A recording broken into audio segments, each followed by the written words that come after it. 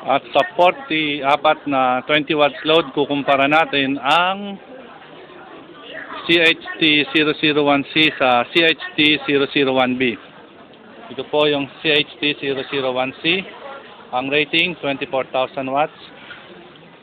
CHT001B, ang rating, 30,000 watts. Anong masasabi mo?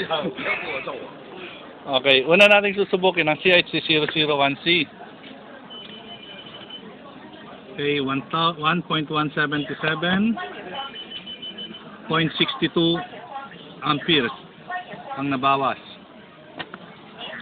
Okay, ngayon naman ang CHT001B, ang 30,000 watts.